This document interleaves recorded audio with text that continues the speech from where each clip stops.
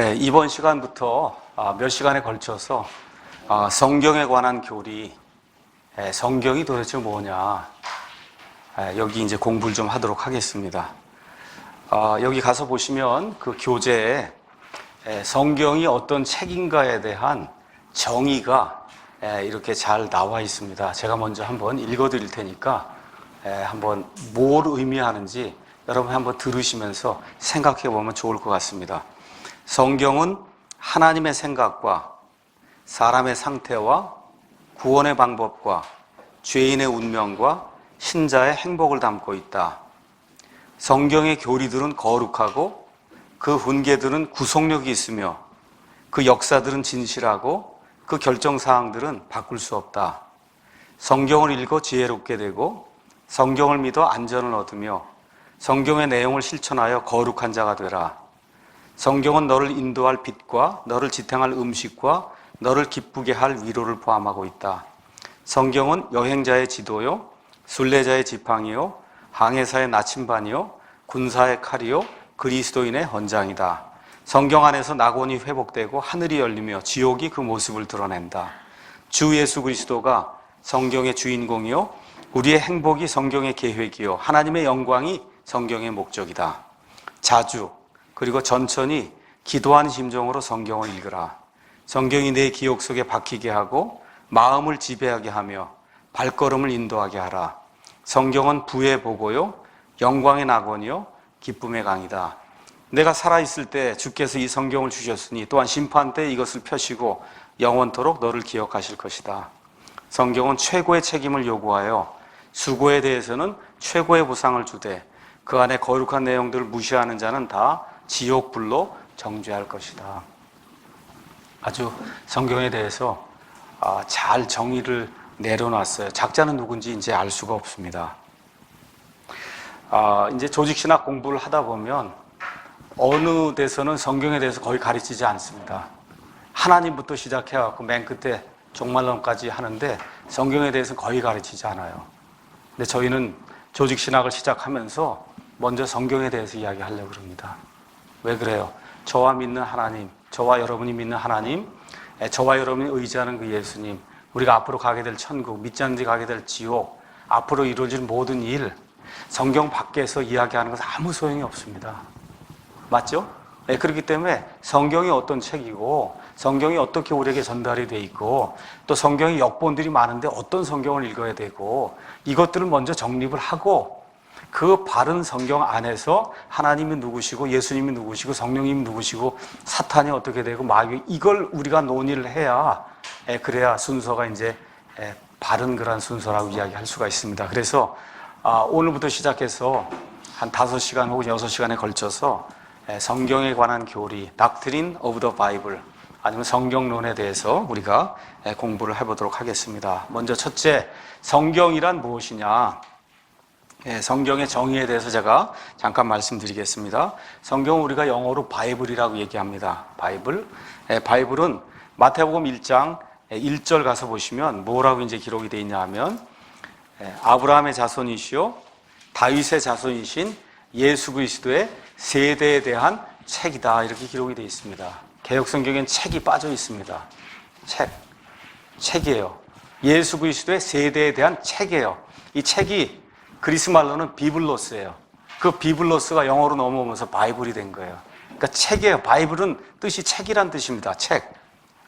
그래서 5세기 이후부터 영어권에서는 하나님의 계시를 담은 책을 지칭할 때 바이블이라고 불렀습니다. 바이블. 성경은 단순한 책이 아니고 세상에서 아주 가장 특이한 그런 책으로서 여러 책을 모아놓은 그런 전집이 아니에요. 뭐 영웅들 모아놓은 영웅 전집이 있고 또 뭐 속담들 모아놓은 그런 속담 전집이 있고 이거 그냥 중구난방으로 이렇게 모아놓은 거거든요. 성경은 그런 전집이 아니라 연속성을 가진 하나님의 일관된 이야기입니다. 그래서 우리가 역사를 히스토리라고 이렇게 이야기하는데 히스토리, 이걸 분리하면 His story가 되는 거예요. 그래서 하나님의 그 이야기, 그 모든 걸 담아놓은 책이 성경이다. 그래서 한마디로 성경은 누가 기록했냐? 사람들이 기록했거든요. 사람들이 기록한 하나님의 말씀들을 담은 책, 이게 성경이에요.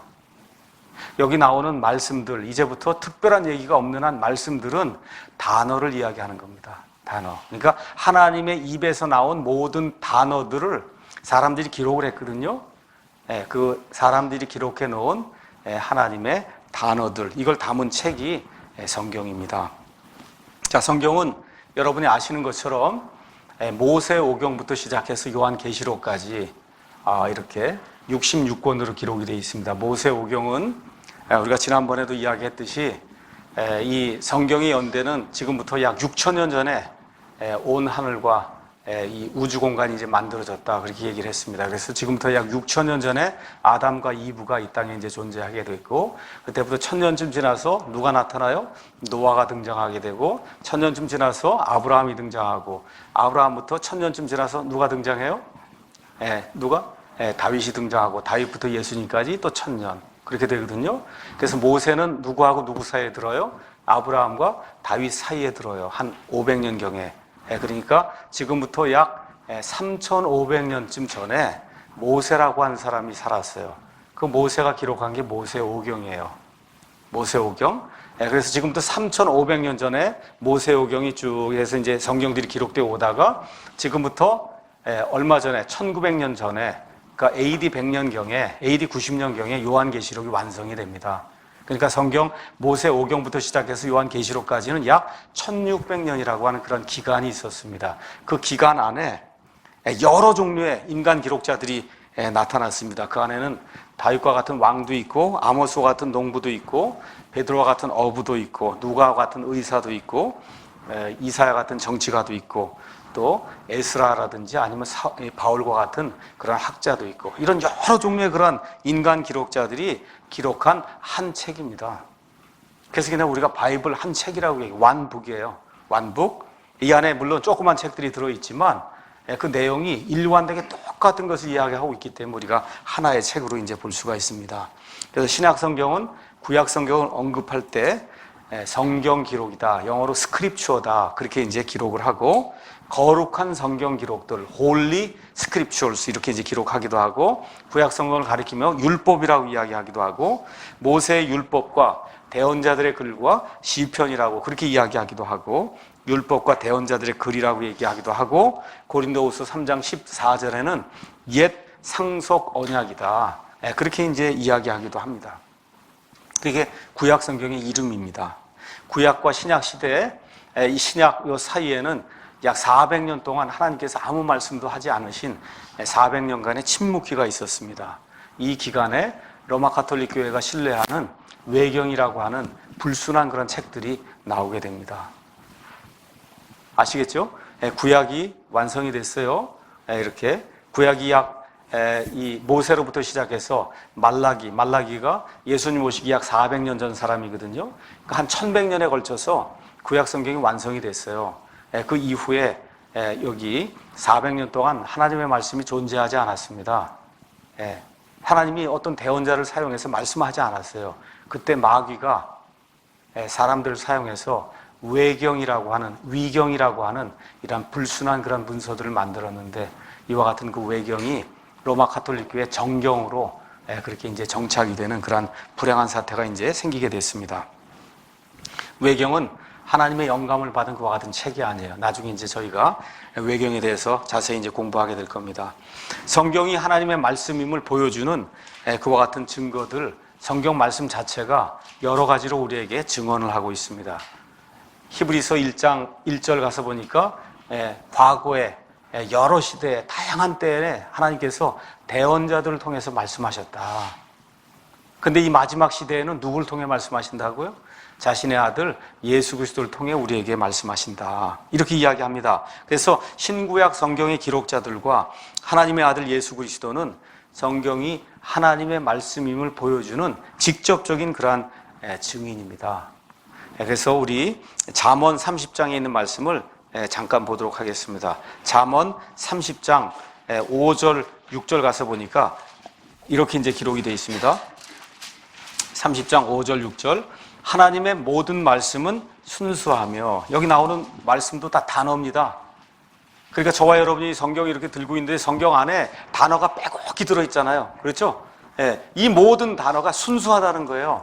더럽거나 지저분하거나 불결한 게 하나도 없다는 거예요. 이 하나님의 모든 단어는 순수하며 그분은 자신을 신뢰하는 자들에게 방패가 되시느니라. 너는 그분의 말씀들에 더하지 말라. 하나님이 기록해 놓으신 이 단어들에 더하지 말라는 거, 하나님의 말씀이라는 겁니다.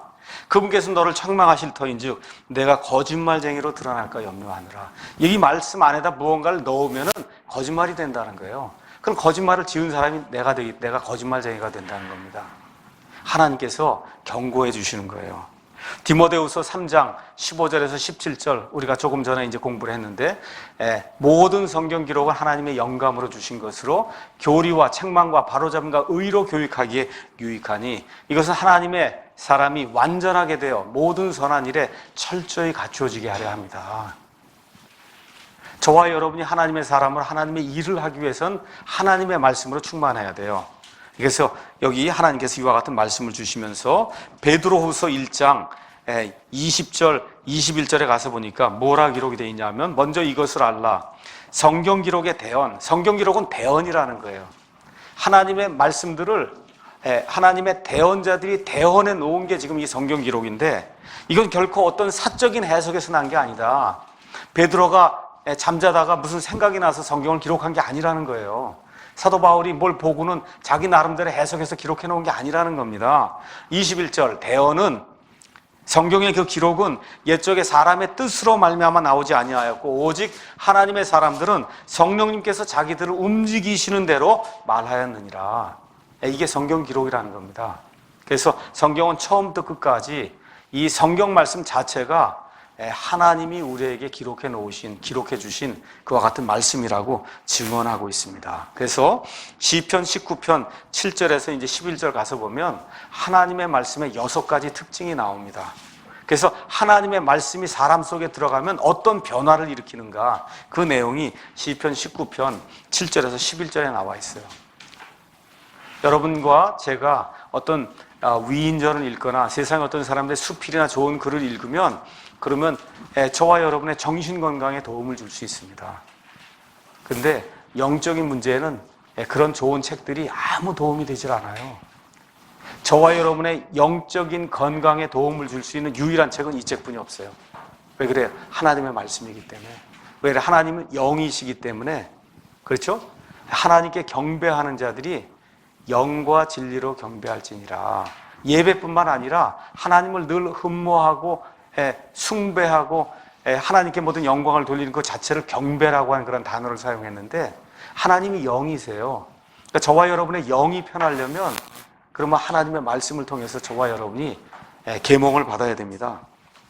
자, 성경의 구성에 대해서 잠깐 말씀드리겠습니다. 성경은 한 책인데 그 안에 66개의 작은 책들이 들어 있습니다. 그래서 예수 그리스도의 출생을 기점으로 해서 39권의 작은 책들로 구성이 된 구약 성경이 있고 27권의 작은 책들로 구성된 신약 성경이 있습니다. 그래서 39, 27 그렇게 이제 하면 66권이 이제 나오게 되죠. 그래서 마태복음부터 시작해서 신약 성경이라고 얘기하는데 조심하셔야 됩니다. 신약 성경이지만 실질적으로는 신약은 예수님 십자가 사건 이후부터가 신약이에요. 잘 이해하셔야 됩니다. 마태복음부터 신약 성경이라고 얘기를 하는데, 구약의 그 율법 시대가 언제 끝나느냐? 마태복음 1장 1절 들어가면서 끝나는 게 아니에요. 구약 시대가 언제까지 유지가 돼요? 예수님 십자가 사건에서, 예수님 십자가에서 다 이루셨다고 말씀하신 그 순간에 구약이 끝나는 거예요. 그래서 예수님 부활하신 그 이후부터 신약 시대가 열리게 되는 거예요. 이걸 이해하지 못한 분이 너무 많아서 문제가 생기는 겁니다. 꼭 기억하셔야 됩니다. 성경은 1189장, 이런 거 시험에 안 나옵니다. 구약의 929장, 신약이 260장, 그 다음에 31,102절로 돼 있어요. 그러니까 대충 여러분이 알아두시면 되겠어요. 한 3만 1,000절 정도로 돼 있구나. 나누기 365 하면 한 100절 정도 나오나요? 그러니까 하루에 100절 정도 읽으면, 그러면 성경을 1년에 한 번씩 읽는 거다. 맞죠? 그러니까 2장에서 3장 정도다. 이렇게 생각하시면 돼요. 한 31,000절 정도가 되는구나. 이 정도 여러분 이해하시면 되겠고, 다음 거는 좀 알아두시면 좋습니다. 가장 긴 장은 시편 119편이에요. 시편 119편. 그 다음에 가장 짧은 장은 에스더 8장. 이렇게 이제 시편 117편. 시편 117편.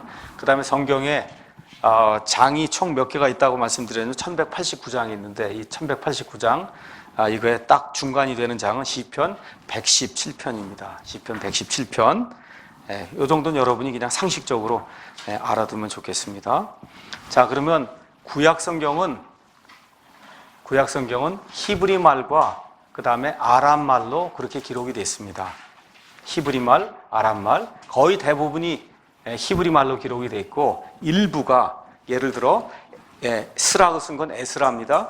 에스라 4장 8절에서부터 6장 18절, 7장 12절에서 26절, 다니엘서 뭐 이런 데 가서 보시면 그런 일부분만 아람어로 기록이 돼 있고, 나머지는 다 처음부터 끝까지 히브리 말로 기록이 돼 있습니다.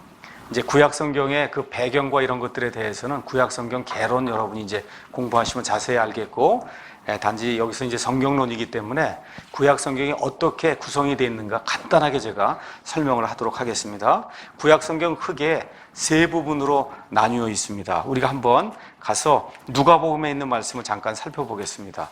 누가복음 24장에 이제 가서 보시면은 24장 44절에 가서 보시면 예수님이 구약 성경에 예수님 자신에 대해서 기록된 말씀들을 인용하시는 그러한 그 대목이 그 안에 기록되어 있습니다.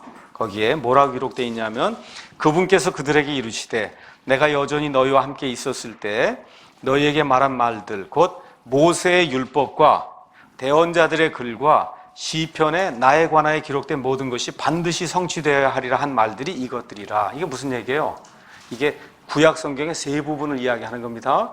그래서 구약 성경은 세 부분으로 크게 나누면, 하나는 모세의 율법, 그 다음에 뭐예요? 대언자들의 글, 그 다음에 또 하나는 시편. 이런데 그 시편 안에 다른 것들이 많이 들어있습니다. 그 내용을 제가 여러분에게 설명합니다. 모세오경은 여러분이 잘 아시는 대로 창세기, 출애굽기, 레위기, 민수기, 신명기에서 모세가 기록해 놓은 구약 성경의 처음 5책을 모세오경이라고 이야기하고, 구약 성경은 그 다음 부분이 대언서로 기록이 되어 있습니다. 그래서 대언서는 초기 대언서, 전기 대언서와 그 다음에 후기 대언서가 있습니다. 그래서 전기 대언서에는 여호수아, 사사기, 사무엘기, 그 다음에 열왕기 이게 이제 들어가 있고, 후기 대언서에는 이사야, 예레미야, 에스겔, 그 다음에 호세아부터 말라기까지 12개 소대언서가 이 안에 이제 포함이 되어 있습니다.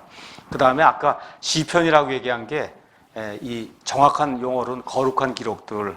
이 거룩한 기록들은 몇 가지로 나뉘어요. 첫 번째는 진리를 담고 있는 것, 시편, 잠언, 욥기. 그 다음에 5개의 두루마리, 아가, 룻기, 에가, 그 다음에 전도서, 에스더 해서 유대인들이 명절 때 이와 같은 것들을 이제 읽었습니다.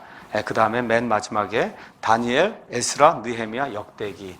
이 내용이 거룩한 기록들에 이제 포함이 되어 있습니다. 그래서 구약 성경은 히브리어로 기록된 그런 구약 성경은 첫째 책이 창세기고, 맨 마지막 책이 뭐예요?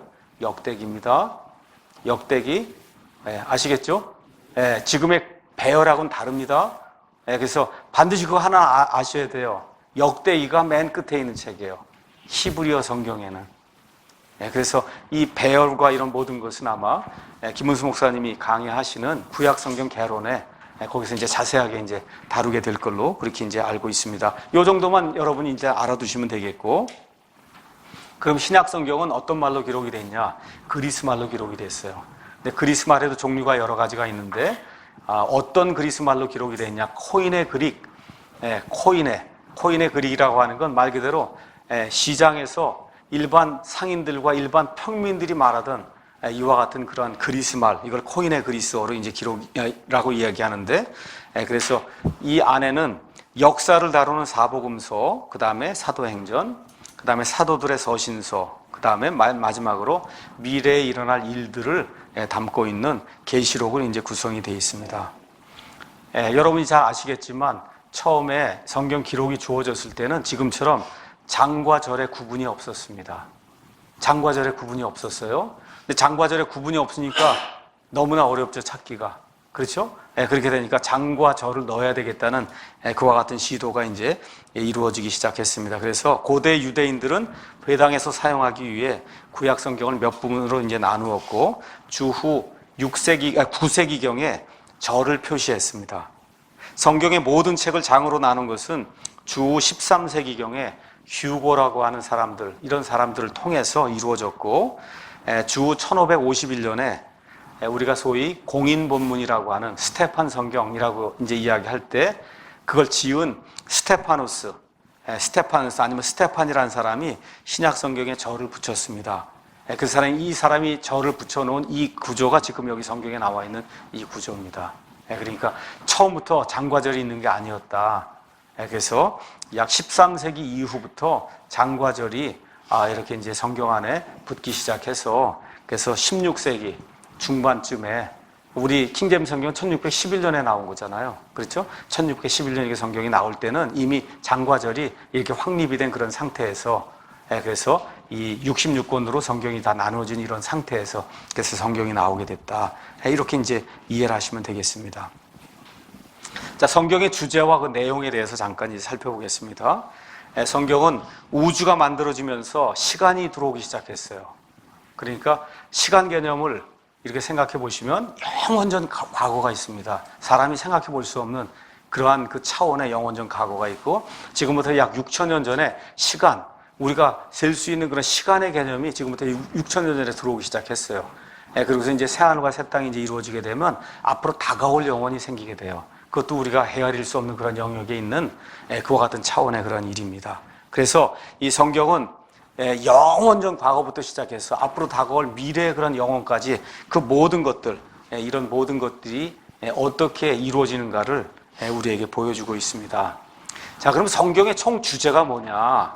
이거 이야기할 때 저와 여러분이 조금 좀 신경을 좀 써야 됩니다. 대부분의 교회에서는 사람이 구원받는 게 그게 성경의 주제다. 그렇게 이야기해요. 틀린 거 아닙니다. 그런데 그것만이 아니에요. 가장 큰 주제는 하나님이 영광을 얻는 거예요.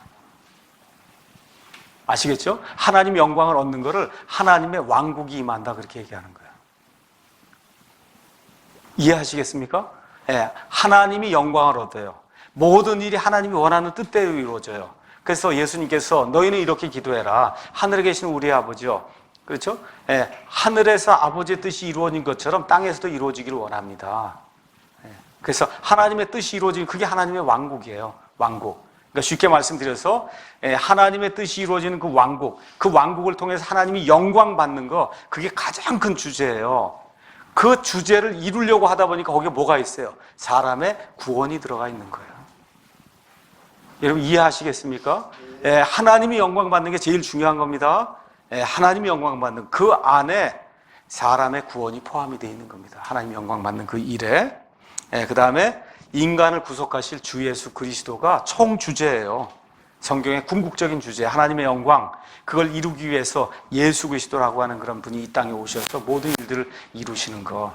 이 안에 사람이 구원받는 것도 있고 마귀가 파멸당하는 것도 있고 믿지 않는 자들이 지옥 불 속에 들어가서 형벌당하는 것도 있고 여러 가지 이런 모든 일이 다 포함이 되어 있어요. 궁극적인 목적은 하나님이 영광을 받고 하나님이 찬양을 받는 겁니다. 구약 성경은 신약 성경의 예표와 그림자로서 구약 성경을 통해서 우리는 만물이 어떻게 생겼는지 알 수가 있고 사람이 어떻게 창조가 되고 사람이 어떻게 타락하게 되고 어떻게 죄가 이 땅에 들어오게 되고 또 노아의 대홍수라고 하는 그런 격변이 생기게 되고 그 이후에 하나님께서 아브라함을 택하셔서 이스라엘이라고 하는 그런 선민을 이끌어내시고 그 이후에 이제 예수님이 오시는 그와 같은 일들까지 이런 것들이 이제 구약 성경에 이제 기록이 되어 있습니다. 또 이 안에 예수님이라고 하는 하나님의 그 어린 양이 이 땅에 오셔서 하시게 될 그런 일들을 예표로 보여주기 위해서 레위기 같은데 희생제도, 희생제사 제도에 대한 그러한 여러 가지 규례들이 그 안에 이제 기록이 되어 있습니다. 신약 성경은 예수 그리스도를 통한 구약 성경의 성취와 그 다음에 구약 성도들을 알지 못했던 교회라고 하는 그런 기관이 설립되는 것, 그 다음에 천년왕국과 그 이후의 미래를 담고 있으며 한마디로 신약 성경은 구약 성경의 실체라고 이야기할 수가 있습니다. 그래서 어떤 사람은 신약은 구약 안에 숨겨져 있고 구약은 신약 안에 드러나 있다. 그렇게 이제 이야기를 했습니다. 성경은 과학, 역사, 문학, 철학, 시, 예언 등에서 단 하나의 오류도 없는 100% 진리만을 담고 있는 책이에요. 이게 무너지면 큰일 납니다. 많은 사람들이, 특히 인본주의 학자들이 주장하는 게 뭐예요? 영적인 일은 맞지만 과학적인 일과 역사적인 그런 일은 틀린다고 얘기하거든요. 아니에요. 그 사람이 거짓말쟁이입니다. 하나님은 진실하시되 사람은 다 거짓말쟁이라 할지어다. 성경에 나와 있는 그 어떤 기록도 틀린 게 하나도 없습니다. 그게 틀리면 우리가 믿는 하나님이 틀린 거예요. 그렇게 되면 하나님 믿을 필요가 없습니다. 하나님께 오류가 있을 수 없어요. 하나님의 숨이 들어가 있는 이 말씀에는 1.1획도 틀릴 수가 없습니다. 이거에 대한 확신이 없으면 믿음 생활하기 대단히 어려워요. 어떤 사람들이 어리석다고 얘기해도 좋아요. 괜찮습니다. 하나님 앞에 저와 여러분이 어리석은 사람이 되길 원합니다. 역사와 과학과 문학과 철학과 어떤 면에서도 하나님의 말씀은 1.1획도 오류가 있을 수 없습니다. 완전한 책이에요. 또한 이 성경은 시, 역사, 드라마, 사랑 이야기, 증오 이야기, 전쟁 이야기, 철학 이야기, 논증 등을 담고 있는 문학책이기도 합니다. 그러니까 미국 사람 아니면 서양 사람들에게 있어서는 우리 한국 사람들이 논어와 맹자, 사서삼경 이런 거 읽고 공자 이런 책을 읽고 그래야 이 한자 고사성어나 이런 거 얘기하면 얘기가 좀 통하고 저 사람 좀 유식하구나 그렇게 이야기하듯이 이 서양에 있는 사람들은 성경에 나와 있는 무슨 얘기를 이렇게 예를 들어서 이렇게 얘기를 해야, 예를 들어 욥이 고난받는다. 우리나라 사람들 믿지 않는 사람은 욥 고난받는 거 전혀 이해 못하죠. 미국 사람 중에 욥 모르는 사람 아무도 없어요. 믿지 않아도 다 알아요. 왜 그래요? 성경을 문학책 정도라도 읽기 때문에. 이해하시겠죠? 그렇게 이제 성경이라고 하는 책이 문학책으로서에도 큰 가치를 이제 지니고 있습니다. 성경은 편견이 없는 책입니다. 그래서 사람의 죄와 실수를 적나라하게 보여주며 하나님, 사탄, 사람, 죄, 구원, 생명과 사망, 천국과 지옥 등을 권위 있게 선포합니다. 권위 있게. 이런 권위로 편견 없이 사람은 이런 책을 지을 수가 없어요. 오직 하나님만이 이와 같은 기적을 사람을 위해서 하실 수가 있습니다. 어떤 사람이 롯 기사를 읽는데 아이들과 함께 읽는데 얼굴이 뜨거운 장면이 나오잖아요. 롯이 자기 두 딸들하고 동침을 해갖고 그래서 거기서 암몬 족속과 모압 족속의 시조가 되는 그 아들들이 이제 생겨나잖아요. 야, 이거 진짜 이거 읽기 어려운 그런 대목이죠. 성경은 거침없이 기록해놨어요. 거침없이. 다윗이 그 훌륭한 사람인데 그 밧세바 이런 거 하나 정도 눈 감아주면 어때요? 그거 빼면은 다윗이 아주 완벽한 그런 인간이거든요. 기록해 놓습니다. 왜 그래요? 저와 여러분의 교훈을 위해서, 사람이 어떤 존재라고 하는 걸 하나님이 우리에게 분명하게 보여주시기 위해서, 그래서 적나라하게 다 기록해. 그래서 성경인 거예요. 그래서 성경인 겁니다. 그래서 좋은 것도 있고 나쁜 것도 있고 이런 인간에게 일어나는 그런 모든 일들을 있는 그대로 보여주기 때문에 이 성경을 저와 여러분이 저의 핵심 교과서로 두고 이 책을 읽으면, 그리고 여기서 경각심을 얻게 되면, 그러면 저와 여러분의 삶을 윤택하게 만들 수가 있습니다. 끝으로 성경은 초자연적인 책으로서 사람의 몸을 입고 오신 예수님 안에 드러난 하나님의 속성과 영광과 거룩함을 보여주는 유일무이한 책이에요. 저와 여러분이 하나님이 누구신가 그거 알려면 꿈꾸지 않아도 돼요. 다른 책 읽지 않아도 됩니다. 복음서만 읽으면 돼요. 복음서에 나타난 그 예수님이 곧 하나님이에요. 사람의 몸을 입고 오신 하나님이에요. 그걸 읽으시면 하나님이 이걸 원하시는구나. 하나님의 마음이 이런 거구나. 하나님이 어떤 사람을 귀중하게 여기는구나. 어떤 사람에게 구원을 베푸시는구나. 어떤 사람을 미워하는구나. 어떤 일들을 미워하는구나. 이 안에 다 들어있어요. 그러니까 하나님을 아시려면 예수 그리스도라고 하는 이 창을 통해서 보는 하나님이 진짜 하나님이에요. 그거 외에 하나님은 없습니다. 그래서 나를 본 자는 아버지를 봤다. 예수님이 그렇게 이야기하시는 거거든요. 그래서 아주 초자연적인 그런 책이에요. 그래서 성경은 기록된 말씀이요, 예수님은 살아있는 말씀이다. 우리가 그렇게 이야기할 수가 있습니다. 자, 그러면 성경 기록이 우리에게 이렇게 전달이 돼서 이제 내려오는 그런 과정이 있는데, 이거에 대해서는 이제 자세하게 제가 이제 설명을 할 겁니다. 그냥 지금은 간단하게 이런 단계가 있다는 것만 제가 말씀을 드릴게요. 성경 기록이 우리에게 전달되기 위해서는 첫째, 하나님이 성경 기록들을 드러내어 보여주셔야 돼요. 맞습니까? 그걸 우리가 계시라고 이야기합니다. 계시. 그 다음에 하나님이 이걸 드러내 보여줬는데 말로만 보여주고 글로 기록을 안 해놓으면 그 계시가 없어진단 말이에요. 그러니까 둘째 단계는 뭐가 있어야 돼요? 성경을 기록하는 단계가 있어야죠. 그걸 우리가 영감이라고 이야기합니다. 영감. 그 다음에 하나님이 영감으로 이렇게 기록해 놓으신 이 기록들이 지금 이 시간까지 보존이 돼서 내려오지 않으면은 그러면 다 소실이 되고 없어지는 겁니다. 그래서 성경 기록이 우리에게 전달이 되기 위한 셋째 단계는 우리가 보존이라고 이야기할 수가 있습니다. 보존. 자, 보존이 돼서 하나님께서 오리지널 랭귀지, 원어로 그리스 말로, 히브리 말로, 아람 말로 하나님의 모든 단어들을 숨을 풀어 내어주시고 그거를 기록하게 하시고 보존까지 다 해주셨어요. 근데 저와 여러분이 지금 그리스 말, 히브리 말 읽고 성경 자유자재로 해석할 수 있습니까? 안 되잖아요. 그렇죠? 그러니까 그 다음 단계로 모든 민족에게 복음이 선포되기 위해서는 그 단어들이 번역이 돼야 됩니다. 번역하는 그와 같은 단계가 이제 필요하다. 그 다음에 번역된 성경이 들어왔습니다. 그렇죠? 그럼 어떻게 읽고 어떻게 돼? 해석을 해야 된단 말이에요. 이것도 중요한 거예요. 같은 성경을 읽고도 해석이 다 다르잖아요. 어떤 성도님들이 교회에 이제 와서 그래. 아니 목사님, 이 성경 구절 가지고 제가 50년 믿음 생활했는데 어떻게 목사님마다 다 달리 설교를 합니까? 구절이 같은데 목사님마다 다 다르다는 거예요. 성경을 해석하는 게. 하나님이 그렇게 해석하라고 주셨을까요? 저와 여러분 누구에게 편지를 씁니다. 이 성경은 하나님이 땅에 살아가는 저와 여러분을 위해서 주신 편지예요. 그럼 우리 형제님이나 누가 멀리 떨어져 있는 친구나 아내에게 편지를 썼는데 아내가 이걸 읽을 때 하고 아내가 읽는 거하고 옆에 딸이 읽는 거하고 아들이 읽는 거하고 이게 읽은 편지가 내용이 다 달리 해석이 되면 큰일 나죠. 맞습니까? 그러니까 1차적으로 해석은 몇 개가 있어야 돼요. 하나뿐이 없는 거예요. 창세기부터 요한계시록까지 이 성경을 읽으면 해석 하나뿐이 없는 거예요. 하나. 맞습니까? 이거를 자유자재로 자기 마음대로 갖다 하기 때문에 이게 문제가 생기는 겁니다. 그래서 그 해석도 올바르게 해야 돼요. 해석이 잘 됐어요. 해석해놓고 끝내면은 그럼 위선자가 돼요. 알긴 알고 다 했는데 내가 실천을 안 하고 적용을 안 하면 그 위선자가 되는 거잖아요. 바리새인이 되는 거예요. 그래서 목사나 교사가 바리새인이 될 확률이 굉장히 높습니다. 저도 그런 얘기를 많이 듣고요. 제 아내한테. 이 바리새인아. 그렇거든요. 그래서 끝에 적용까지 잘 이렇게 이루어져야 됩니다. 자, 그 다음에 또 하나는 성경 기록에 이제 정경이라고 하는 게 있습니다. 정경. 정경은 구약 성경이 39권, 그 다음에 신약 성경이 27권. 이게 어떻게 만들어졌냐 이거예요. 이게 어떻게 이렇게 정착이 되느냐.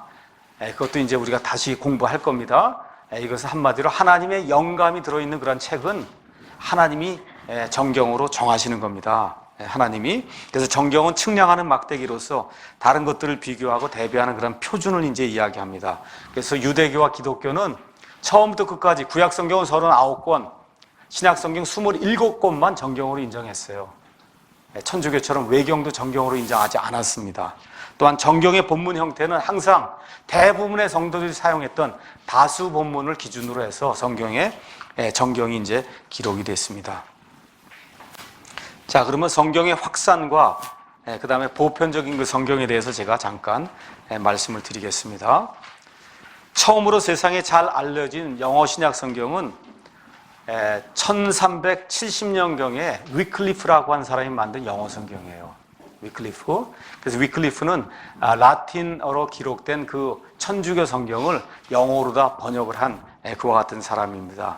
근데 그 당시에는 인쇄술이 아직 1450년경에 인쇄술이 발견이 되기 때문에 그 전에는 일일이 다 손으로 썼어요. 손으로 쓰다 보니까 성경 한 권 만드는데 6개월, 1년치 이렇게 걸렸습니다. 그래서 그 당시에 지금부터 한 500년, 600년 전에 성경을 한 권 내가 집에 두려면은 1년치 봉급을 가져다가 바쳐야 성경을 하나 구입할 수 있었습니다. 지금 이거 3만 원, 4만 원이면 4만 원만 내면 한글 영어가 들어가 있는 성경을 지금 4만 원 하루 임금이나 되나요, 지금? 예. 그러니까 얼마나 좋은 시대에 살고 있어요. 그런데 그 당시에는 성경 외에 다른 책이 없었기 때문에 성경을 읽어보려고 사람들이 무진장 애를 썼습니다. 지금 성경이 너무 흔해 빠져서 어디 가나 성경이 있어요. 어떻게 해요? 성경을 안 읽어요. 성경 읽지 않는 묘한 그와 같은 시대에 지금 우리가 살고 있습니다. 자, 그래서 인쇄술이 약 1450년경에 구텐베르크에 의해서 이제 만들어졌어요. 그래서 구텐베르크가 인쇄기를 만든 이후에 처음으로 만든 책이 뭐예요? 성경책이에요. 그래서 그 성경책 이름이 구텐베르크 성경입니다. 구텐베르크 성경. 그 뒤 1526년에 처음으로 틴데일의 신약 성경이 인쇄되어 나왔습니다. 그래서 1517년에 마르틴 루터에 의해서 종교개혁이 이루어지고, 종교개혁이 이루어진과 동시에 마르틴 루터가 처음으로 한 일이 성경을 독일어로 번역하는 거였어요.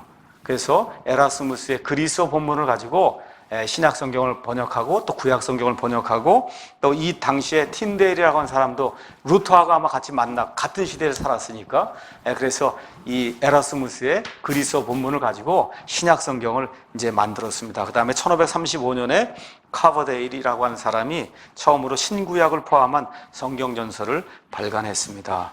그 뒤에 이 메리라고 하는 이 카톨릭 여왕이 영국 땅을 지배하게 됐어요. 그래서 이 메리를 우리가 영어로는 블러디 메리 그래요. 피를 굉장히 많이 흘린, 순교자의 피를 굉장히 많이 흘린 그러한 메리 여왕이다. 이제 그렇게 해서 블러디 메리 이제 그렇게 얘기하는데, 이 메리 여왕의 압제를 피해서 많은 사람들이 스위스의 제네바에 가면서 1560년에 제네바 성경이라고 하는 걸 만들었습니다. 제네바 성경. 그 제네바 성경 안에는 칼빈주의의 근간이 되는 그와 같은 여러 가지 각주 이런 것들이 이제 많이 들어있어요. 그 뒤에 하나님께서 1611년에 제임스 왕을 시켜서 일반 사람들이 읽을 수 있는 킹제임스 성경이라고 하는 성경을 출간하게 했습니다. 그래서 킹제임스 성경이 나오기 전까지 약 230년 동안, 이 위클리프 성경부터 1611년까지 약 230~40년 동안 성경이 계속해서 사람들이 번역하고 성경이 그냥 많이 나왔어요. 여러 종류의 성경이. 근데 1611년에 킹제임스 성경이 딱 나온 이후로는 성경 번역이 중단이 됐어요. 왜 그래요? 성경을 읽어보니까 이건 하나님의 말씀이다. 이건 사람이 이거 번역해서 놓은 그런 책이 아니고 하나님의 권위가 들어있는 그런 책, 이게 인정이 되니까 번역할 필요가 없잖아요. 하나님의 권위가 들어있는 성경이 나왔다는 걸 사람들이 읽어보니까 알게 되니까. 성경 번역이 딱 중단이 됐습니다. 1611년 이후부터는 영어 성경이 더 이상 안 나오는 거예요. 그래서 1611년부터 지금 2013년까지 약 402년 동안 온 세상에 가장 많이 보급되고 팔리고 출판되고 또 번역이 될 때 그 번역의 대본으로 사용된 그 성경이 킹제임스 성경입니다. 그래서 영미권에서는 더 홀리 바이블 그러면 킹제임스 성경뿐이 없어요. 그러면 NIV는 뭐냐? 1970년경에 NIV, 그 다음에 NASB 뭐 등등 이런 현대 역본들이 나오기 시작했는데, 그 이유는 천주교 사본들을 가지고 온 세상을 장악하려고 하는 마귀의 의도에 의해서 이와 같은 신역본들이 이제 나오기 시작하고 있습니다. 그럼 이 성경들의 차이가 뭐냐? 킹제임스 성경은 형식적 일치 번역 기법을 사용해서 히브리말, 그리스말을 1:1 매칭이 되게 그렇게 번역을 한 거예요. 형식적으로 똑같이. 그러니까 저와 여러분이 영어 킹제임스 성경을 딱 읽으면 히브리말하고 그리스말하고 1:1 매칭이 된 걸 그대로 읽는 겁니다. NIV, NASB, 뉴 킹제임스 이런 건 의역 성경이에요. 의역. 뜻만 맞으면 된다 해서 1:1로 이렇게 형식을 맞추지 아니하고 뜻만 맞게 이렇게 만들어 놓은 그와 같은 성경이에요. 그렇기 때문에 이게 사실은 성경이라 부르기가 어려운 그와 같은 성경입니다. 그래서 킹제임스 성경은 축자적, 단어 대 단어, 문장 대 문장, 형식 대 형식 이런 모든 것이 원어하고 똑같이 일치가 되도록 그렇게 만들어 놓은 그런 성경이기 때문에 저와 여러분이 굳이 영어 원어 가지 않아도 이 영어만 그대로 보실 줄 알면 이 영어에 들어있는 그 말씀이 그대로 원어에 그대로 있는 겁니다. 그 말씀을 그대로 번역한 게 우리 한글 흠정역 성경이에요. 그래서 저와 여러분이 이 영어 성경과 이 흠정역 성경만 있으면 그럼 얼마든지 바른 교리, 바른 교회, 바른 구원, 바른 사회 만들 수가 있습니다. 마지막으로 성경의 영향에 대해서 잠깐 이야기하고 마치겠습니다. 성경은 인류 역사를 통해 가장 많이 읽히고 번역되고 팔리고 영향을 미친 책이다. 이렇게 된 책 중에 가장 많이 팔린 책이 킹제임스 성경이에요. 성경이 여러 나라 말로 많이 파급이 됐잖아요. 그 중에 제일 많이 팔리고 제일 많이 번역되고 제일 많이 읽히고 제일 많이 사랑받은 그런 책이 킹제임스 성경입니다. 실로 고대에서 현대에 이르기까지 성경만큼 인류에게 많은 영향을 끼친 책이 없습니다. 그래서 지금까지 성경은 약 2,000개 정도의 언어로 번역됐고, 지금 한국이든 미국이든 어디든 성경에 대해서 조그만 지식이 있어야 지식인이라고 하는 그와 같은 이야기를 들을 정도로 많은 영향을 미치고 있는 그런 책입니다. 다른 종교에도 경전이 있습니다. 그렇지만 그런 경전에는 예언이 없어요. 하나님의 말씀이 들어있지 않아요. 다 사람의 말입니다. 그렇기 때문에 영향을 미치지 못해요. 사람을 변화시키지 못합니다. 이슬람 보세요. 얼마나 무지하게 살아요. 불교 가보세요. 힌두교 가보세요. 얼마나 사람이 무지하게 살아요. 개, 돼지처럼 살아요. 왜 그래요? 하나님의 것이 아닌 우상을 섬기기 때문에 그렇습니다. 로마 가톨릭교회 성경을 우습게 여겨요. 교황이 성경보다 훨씬 높이 있어요. 로마 가톨릭 섬기는 남미, 필리핀 이런 데 가봐요. 제일 못 살아요. 유럽에서도 제일 못 사는 이탈리아, 포르투갈, 스페인 다 가톨릭 하는데요. 그런데 못 삽니다. 개신교, 소위 얘기하는 기독교가 들어가는데 하나님이 복을 주세요. 하나님의 말씀이 들어가기 때문에 말씀이 들어가면 어두운 게 물러갈 수밖에 없습니다. 그래서 성경이 이런 영향력을 갖게 된 것은 그 안에 있는 초자연적인 하나님의 숨결 때문입니다. 역사를 통해서 많은 사람들이 성경을 없애거나 성경을 비하하려고 이제 노력했어요. 여러분이 잘 아시는 볼테르라고 하는 이와 같은 그 인본주의 이런 철학자가 있었습니다. 1694년에서 1778년에 살았는데 이 사람이 호언장담했어요. 앞으로 100년 이내에 기독교도 없어질 거고 성경도 없어질 거다.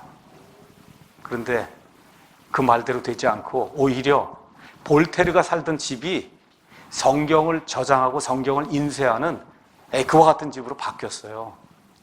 볼테르는 죽고 성경은 지금도 전 세계 모든 사람들이 가장 사랑하는 그런 책으로 남아 있습니다. 그래서 앞으로 이 땅이 소멸되고 새하늘과 새 땅이 열리며 영원한 미래가 올 때까지 성경은 믿지 않는 이에게 하나님의 지옥 심판의 경고를 주며 믿는 이에게는 하나님의 생명과 구원을 줄 겁니다. 그래서 이제 우리가 성경을 공부하니까 성경의 총 주제는 예수 그리스도다. 우리가 한 번만 성경 말씀 찾아보고 그리고 마치겠습니다. 요한복음 20장 30에서 31절 제가 읽겠습니다. 진실로 예수님께서 자기 제자들 앞에서 이 책에 기록되지 않은 다른 표적들도 많이 행하셨으나 이것들을 기록하면 예수님께서 하나님의 아들 그리스도임을 너희가 믿게 하려 하며 또 믿고 그분의 이름을 통해 생명을 얻게 하려 함이라. 다시 한번 31절 말씀 같이 읽겠습니다. 이것들을 기록하면 예수님께서 하나님의 아들 그리스도이심을 너희가 믿게 하려 하며 또 믿고 그분의 이름을 통해 생명을 얻게 하려 합니다. 이번 학기에 이 모든 강해를 통해서 이와 같은 그 예수 그리스도의 복이 저와 여러분에게 충만하게 임하기를 예수님의 이름으로 축원합니다.